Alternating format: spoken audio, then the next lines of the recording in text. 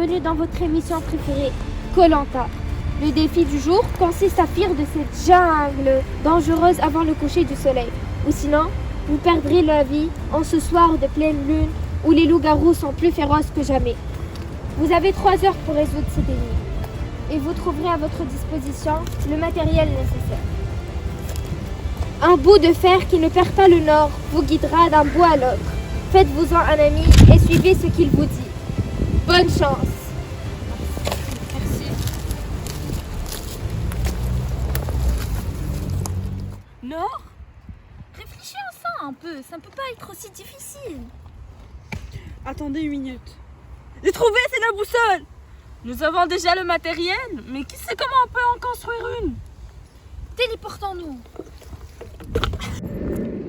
Commençons par une définition simple de l'invention qui va nous permettre de sortir de cette situation désastreuse. La boussole. C'est un instrument utilisé pour détecter les pôles magnétiques terrestres. En effet, c'est un instrument utilisé. En effet, la Terre est enveloppée par un champ magnétique généré au centre de notre planète. L'aiguille de la boussole s'oriente automatiquement dans l'axe nord-sud car elle est aimantée. C'est donc le magnétisme naturel de la Terre qui est responsable de l'alignement de l'aiguille. Le magnétisme désigne l'ensemble des phénomènes qui ont lieu au cœur et autour des métaux aimantés. Cette aimantation peut être naturelle ou le résultat d'un champ d'induction, que ce soit électrique ou magnétique. La boussole représente probablement la première application pratique des propriétés magnétiques de la matière. Cet instrument fonctionne grâce aux aimants. Donc, pour mieux comprendre un aimant, est un matériau développant naturellement un champ magnétique et capable d'attirer du fer, du nickel, du cobalt et du chrome. Un champ magnétique est l'espace invisible autour d'un aimant ou d'un fil électrique à l'intérieur duquel les forces magnétiques peuvent s'exercer sur d'autres aimants ou sur des substances ferromagnétiques.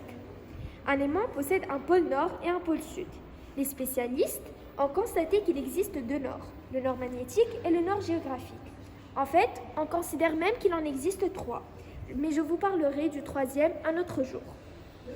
Le nord géographique, correspondant au pôle nord, est l'un des 2 points auxquels se passe l'axe de rotation de la Terre. Il correspond aussi à l'une des 2 points où se rejoignent les méridiens. Le nord magnétique correspond à l'un des 2 points auxquels passe le champ magnétique terrestre. Actuellement, il se déplace au cours du temps à une vitesse de 60 km par an environ. Les pôles de même nature se repoussent, ceux de nature différente s'attirent. Il existe des aimants naturels à base d'un minerai de fer, la magnétique, et des aimants artificiels.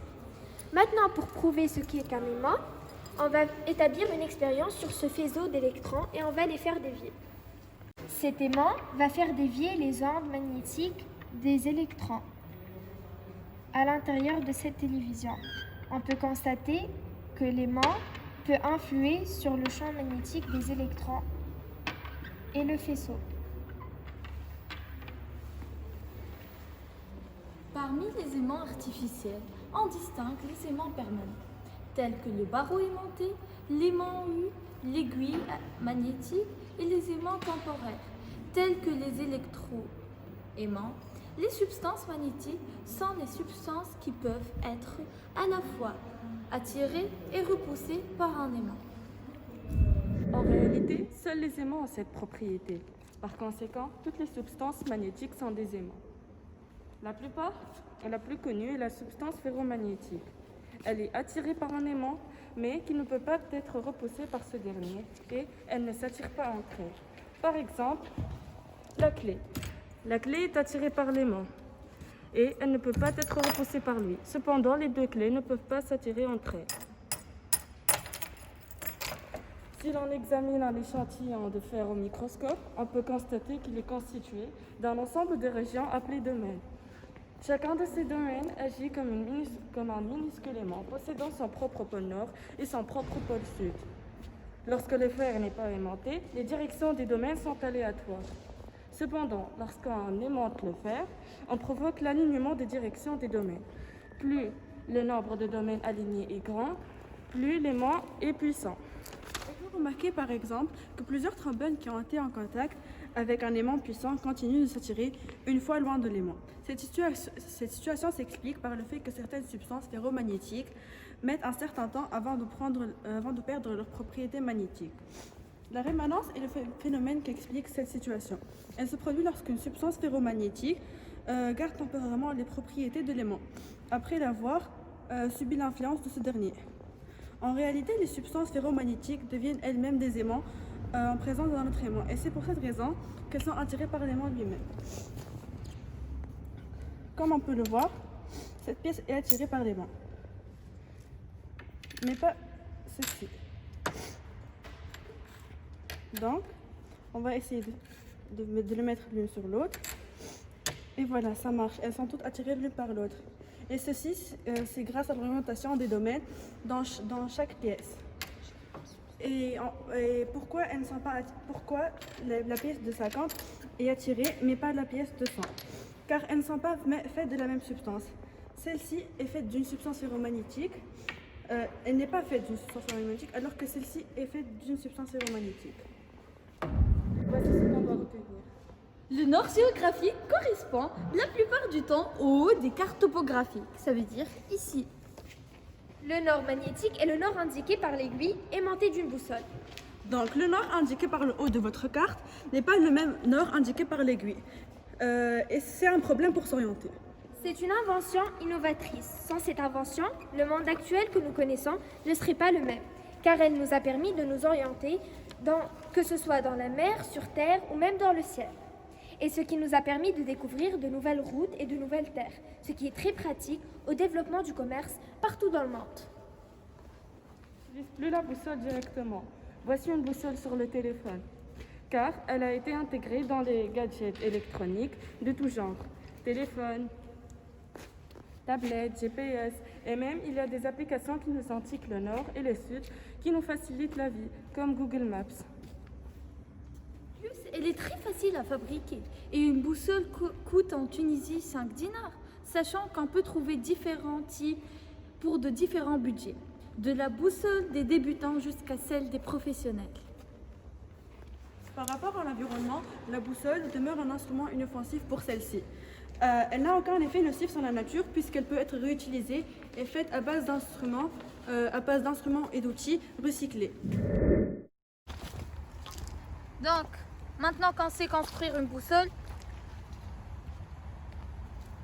il faut mettre l'aiguille ici, Sur le bouchon en liège, voilà, puis la frotter pour aimanter le bout avec fer, l'aimant. pour qu'il soit attiré avec, comme ça, puis on le met ici. Tout au centre. Et l'aiguille va être attirée par le pôle nord. Donc le nord est par ici, on peut constater que le nord est par là. Donc fini maintenant, il est temps de se diriger vers la position qu'il indique. Tout à fait, oui.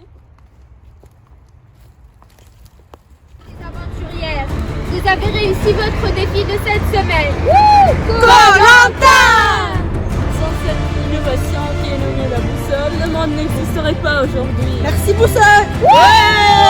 On se retrouve la semaine prochaine pour plus d'aventures.